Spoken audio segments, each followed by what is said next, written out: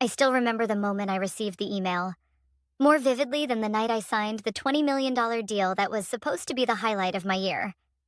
I was sitting in a quiet hotel lobby in Singapore, just past 9 p.m. local time.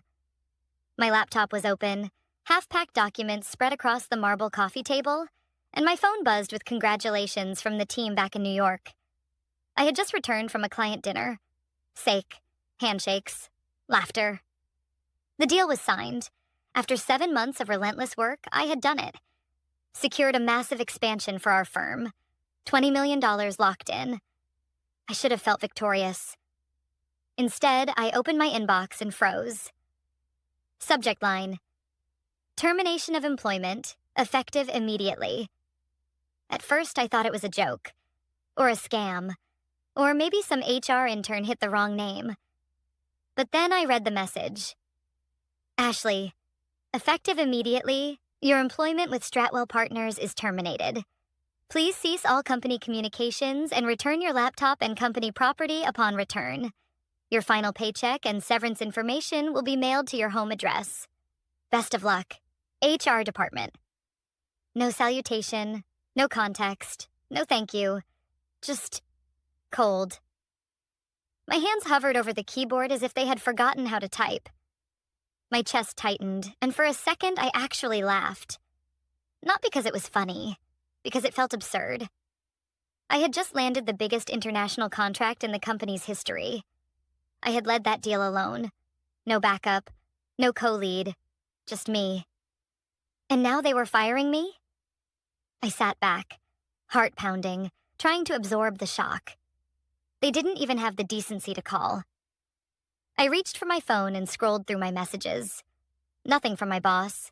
No voicemail. No text. Just backslaps and "you did it" from people who clearly didn't know what HR had just done behind closed doors. For a moment, I felt the panic bubbling up.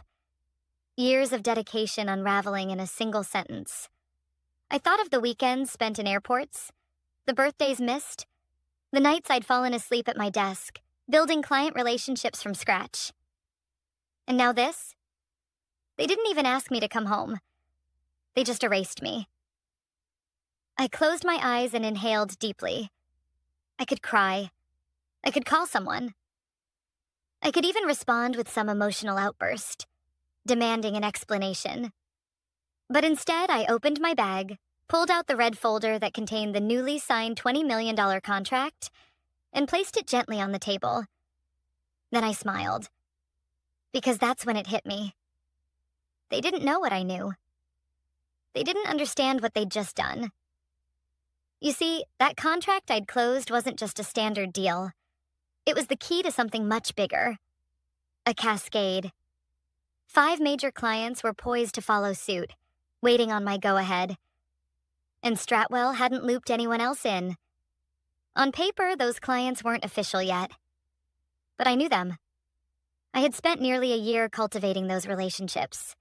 One dinner, one crisis, one sleepless night at a time. And now, I was no longer bound by their NDAs, no longer obligated to stay loyal to a company that didn't even have the guts to tell me to my face. I picked up my phone. Not to call them, but to start writing down everything I had built. Not to burn bridges, but to make sure they understood who they had just cut loose. And then I did something they never expected. I went to sleep. I turned off my phone, closed the laptop, ignored the mounting notifications from Slack. And I slept for 10 solid hours for the first time in months. When I woke up the next morning, it wasn't with rage. It was with clarity. They wanted me gone? Fine. But they were about to learn what happens when you fire the wrong person. Because in exactly 48 hours, 5 of our largest prospective clients would make decisions that didn't include Stratwell. And unlike them, I knew exactly how to move quietly. This wasn't revenge. This was cause and effect. And it had already begun. I checked out of the hotel at 11 a.m. the next morning. No calls, no apologies, no explanations. Just a receipt, a polite smile from the concierge, and a business card slipped discreetly into my hand by the manager. He'd overheard part of my negotiation at the dinner 2 nights before and said if I ever wanted a partner in Asia, he knew people. I didn't keep the card out of vanity. I kept it because I had a feeling I'd need it. I boarded my flight back to New York with a calm expression and noise-canceling headphones, but inside my mind raced. Not with panic, but with precision. I reviewed the names in my mental ledger. 5 high-profile clients. 5 companies that were weeks, days, some even hours away from signing with Stratwell. And all of them had one thing in common. Me. Not the logo on my business card. Me. I had been the one they trusted. I was the one they called after hours during crises, when internal politics made everything impossible. I learned their pain points, their time zones, their kids' names. I spoke their language, literally and figuratively. I didn't sell them a product. I solved problems before they had names. Stratwell didn't get that. Or maybe they did. And they didn't care. But that ignorance was about to cost them more than a severance package. When I landed at JFK, I turned on my phone. 3 missed calls. All from Eric, my former direct manager. That surprised me. He'd been the one who vouched for me when I first joined the firm. He wasn't flashy, but he understood loyalty. If he was calling, it wasn't out of guilt. It was fear. I didn't call him back.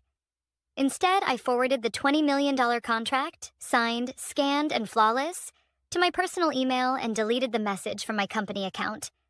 Then I opened WhatsApp and sent 5 messages, each one short. Let's talk. Privately. Something happened. Within 10 minutes, 3 of them had responded. By morning, all 5 had. They weren't shocked I'd been fired. They were furious. One of them, Lena, the CFO of a German logistics firm, called me directly. Her voice was clipped. We trusted you, Ashley. Not your employer. If they've removed you from the process, we're pulling our interest. Full stop. I nodded slowly. I understand. That's your right. Number, I don't think you do. She snapped. We only stayed in this circus because of you. I've already instructed our legal team to halt contract execution until we reevaluate our options. That was 1 client down. I didn't convince her to stay. I didn't have to. That night, I sat in my apartment, surrounded by unopened luggage and untouched mail. It was nearly midnight when I got the first internal email forwarded by a friend still at Stratwell. Subject line, urgent. Client meeting changes. Apparently, the Kingsley pitch had gone silent. Then a second email. A panicked internal memo from the sales director. Does anyone know why Ashley's contact at Orion hasn't responded to confirm the signing meeting? We were supposed to close by end of day. I leaned back in my chair, eyes burning from the screen. They didn't know yet. They thought this was just bad timing. A fluke. They didn't know the storm was coordinated. And still, I didn't lash out. I didn't post online. I didn't leak the email or burn bridges. I was building something else. I called my lawyer the next morning. Yes, my lawyer. One I'd quietly hired 6 months earlier when I first sensed the undercurrents of change within Stratwell. The reshuffling. The performance reviews that suddenly included vague collaboration concerns. The rumors of budget cuts masked as optimization. Her name was Valerie, and Valerie was brutal when needed. She picked up on the second ring. Ashley? I need a clause review. I said calmly. I want to know what's mine and what isn't, especially regarding client portfolios and intellectual property. There was a pause.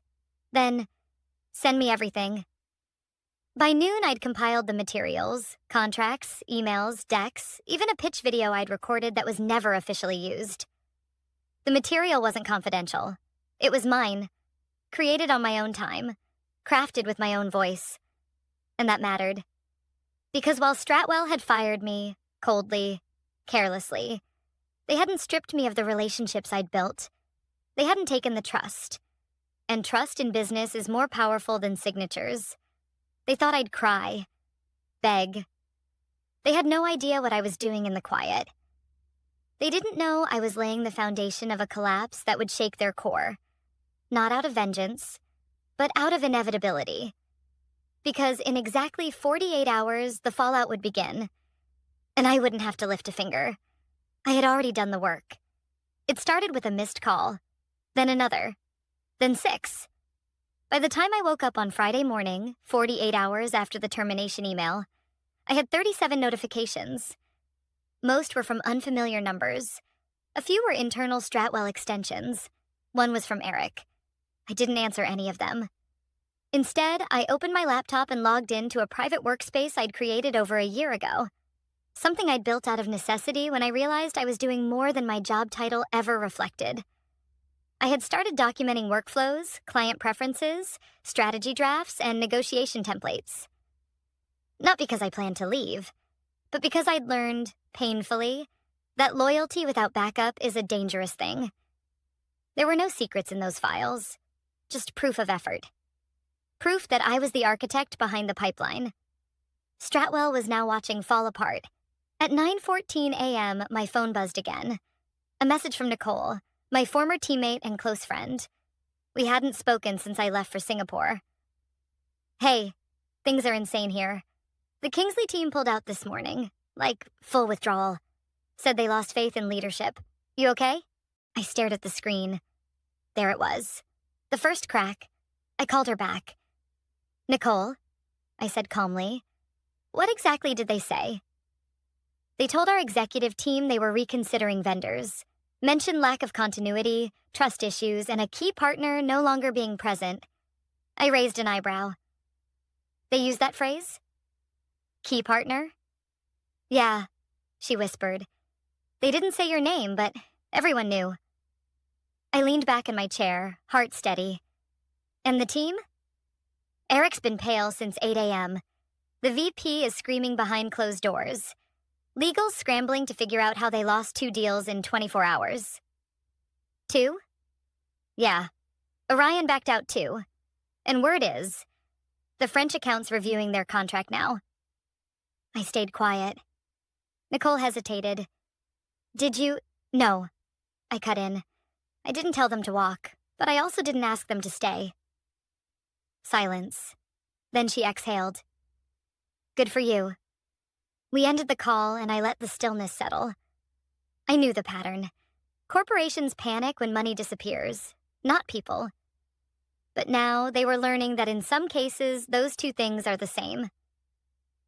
By 11 a.m., it was a full-on firestorm. Valerie called.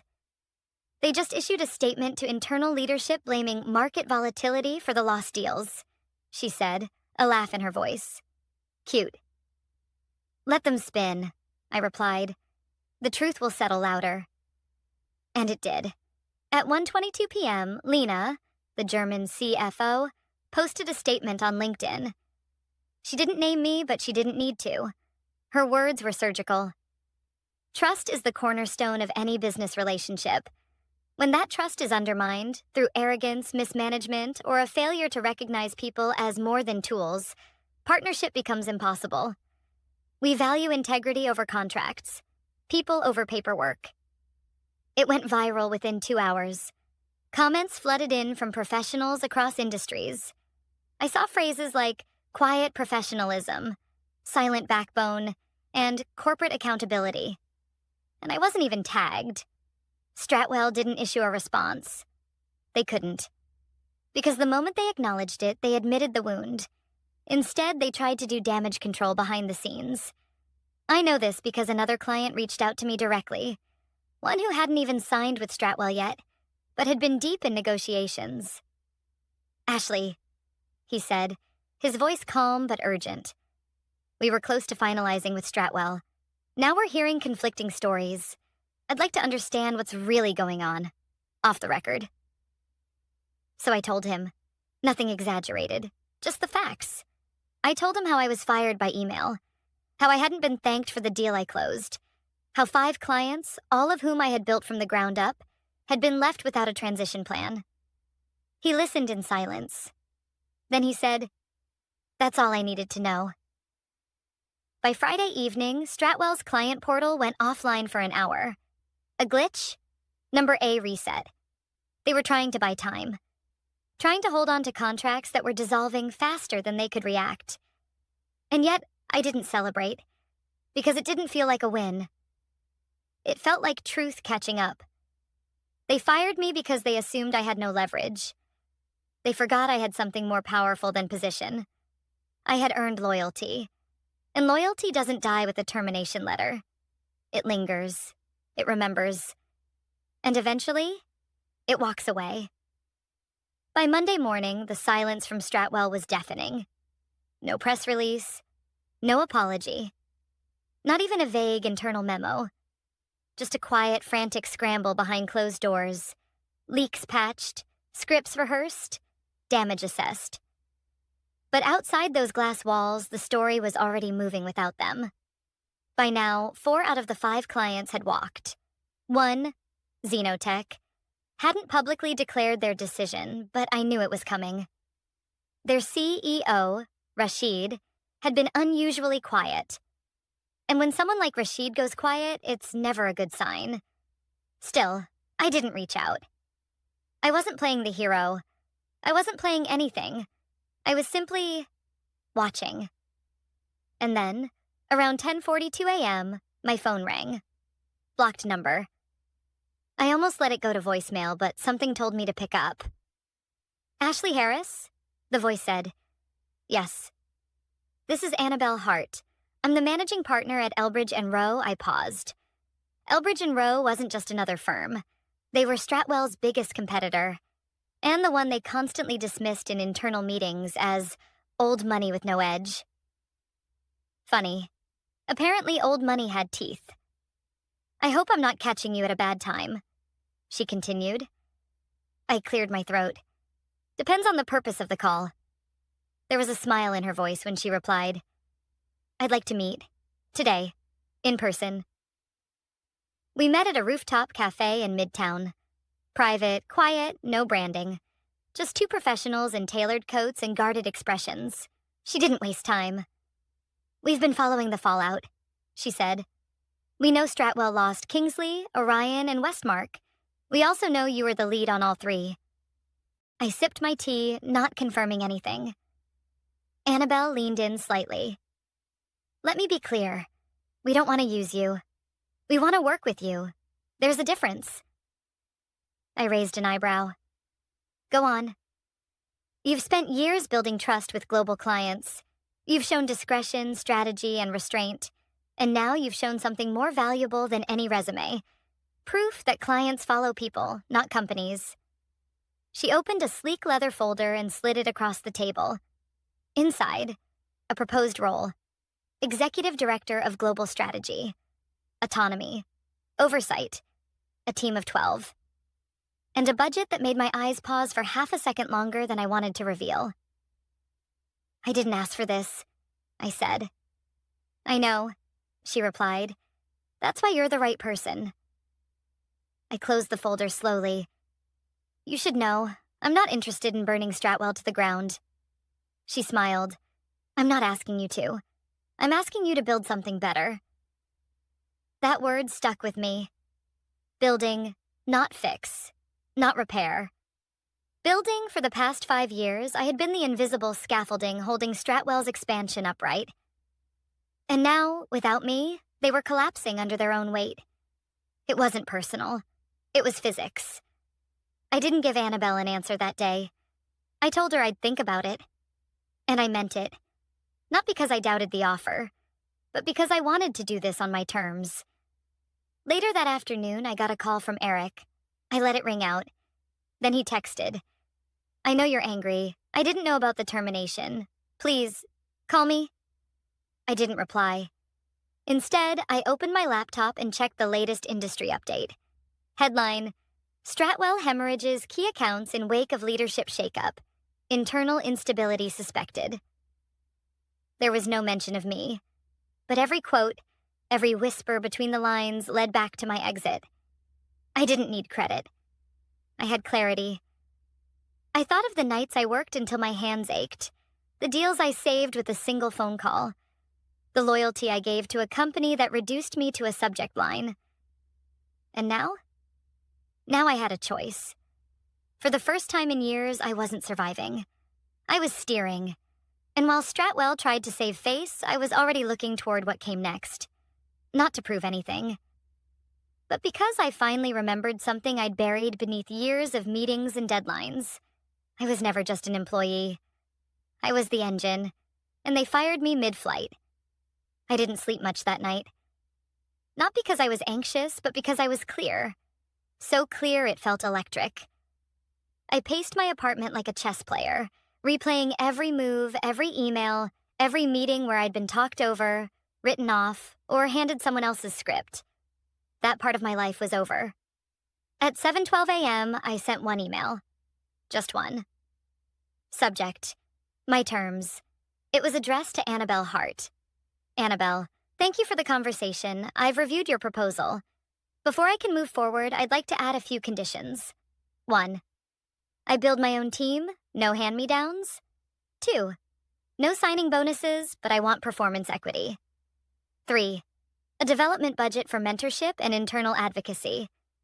And lastly, I don't want to be used as a headline. I want the results to speak first. If that aligns, we're in business. Ashley Harris. Her reply came 34 minutes later. Ashley, consider it done. Welcome aboard.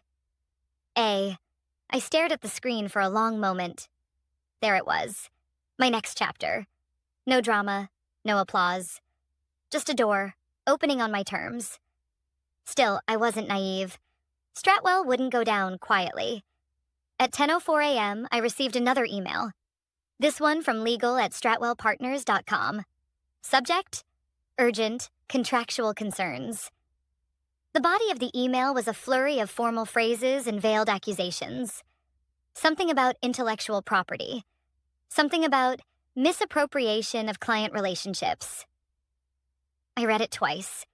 Then I laughed, because I knew exactly what they were doing. They were trying to rattle me, trying to intimidate me into silence. But this time, I had a different response. I forwarded the email to Valerie.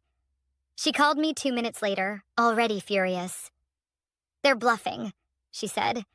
They have no legal ground, no contract breach, and no evidence. They're panicking because you were the strategy. And now you're gone. I know, I said calmly. Let's not escalate. Let's document everything. Always, she replied. Later that afternoon, I received a call from an unknown number. This time, I picked up. Ashley. It was Eric. His voice was strained, hollow. Not angry, just exhausted. Please, he said. Can we talk? There was a pause. Then he added, I didn't want this to happen to you. I let the silence stretch. Then, but you didn't stop it either. He sighed. Number I didn't. I was told it was just restructuring, that you'd be offered a transfer after the Singapore deal closed. I didn't know they were going to fire me by email, I said flatly. He didn't respond. I continued. You know what's wild, Eric? They thought I'd cry. They thought I'd crawl back and say, please don't erase me. They forgot something important. What's that? That I was never fighting for a seat at their table. I was building my own. There was a pause. Then, more quietly, they're not going to survive this, you know. That's not my concern, I said. I'm not tearing them down. I just stopped holding them up. He exhaled again. Good luck, Ashley. I don't need luck, I replied. Just peace. We hung up, and that was the last time I heard his voice. 2 days later, Stratwell's stock took a hit. A minor one, but telling. Whispers turned to chatter. The fifth client, Xenotech, issued a statement that ended with a quiet dagger. We do not comment on internal decisions of other companies. However, strategic alignment requires leadership we can trust. We look forward to exploring new partnerships. That same afternoon, I walked into my new office. Temporary, bare, with one chair and a borrowed desk lamp. It wasn't glamorous. It wasn't polished. But it was mine. I plugged in my laptop, opened a blank document, and for the first time in years started writing strategy not to prove myself, but because I wanted to build something that outlived the politics, the egos, and the boys' club. I wasn't going back. I wasn't hoping they'd fix what they broke, and I wasn't angry anymore. I was ready.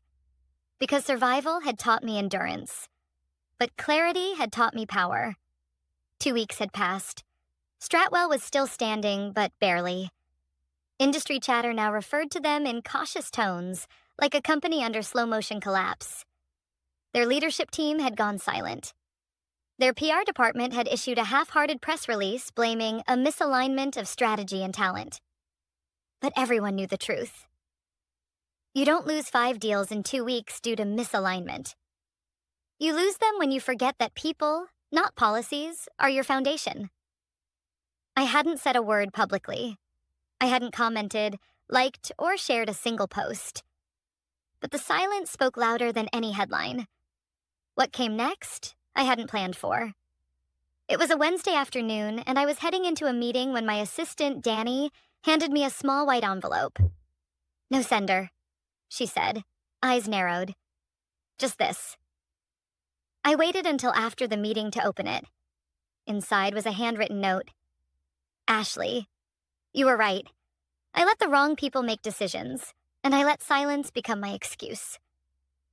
I hope, one day, you'll understand the pressure I was under. But more than that, I hope you understand how much I regret not protecting you when I should have. E." I stared at it for a while. Not out of emotion, just reflection. I wasn't angry anymore. And I didn't need his regret. Because while Stratwell had scrambled to do damage control, I had quietly finished onboarding 3 of the 5 clients, now under the umbrella of my new team at Elbridge and Rowe. Not because I poached them, but because they chose me. They chose trust, accountability, continuity. They chose something Stratwell had forgotten existed in the pursuit of faster numbers and louder titles. By the end of the month, Elbridge posted record Q2 growth. Industry newsletters credited the spike to unexpected client acquisitions and streamlined strategic leadership. They didn't name me. I didn't need them to. Because I'd already sat in the rooms that mattered. I'd already reviewed the contracts, seen the numbers, heard the gratitude and quiet phone calls that began with, "Ashley, we're glad you're the one we're dealing with." That was enough. I was sitting at my desk late one evening when Danny knocked again. "There's someone here to see you," she said. "Didn't schedule an appointment." I frowned. "Name?" She hesitated. "Rashid." That made me pause. Xenotech. I stood, adjusted my jacket, and walked out to the reception area. There he was, calm, composed, expensive watch on one wrist, silence like armor. "Rashid," I greeted, extending a hand. "Wasn't expecting you." He shook it.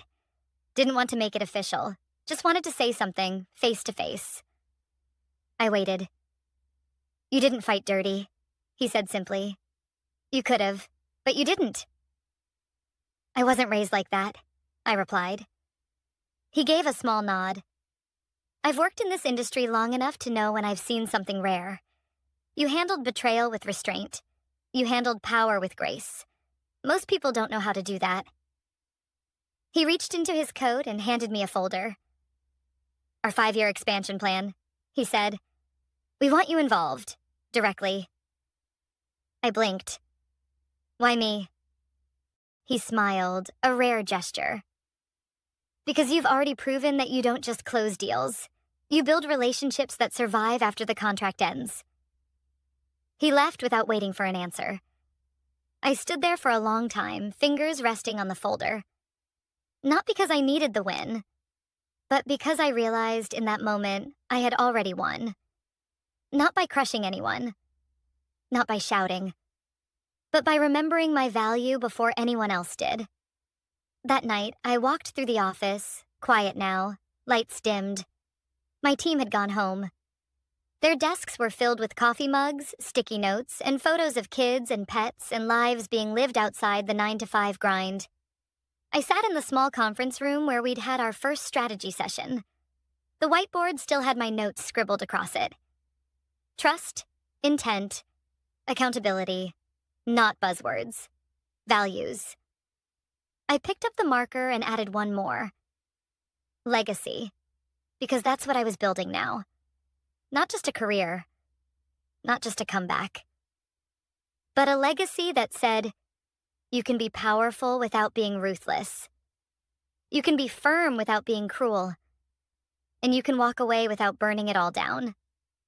Because sometimes the most radical thing you can do is succeed with grace.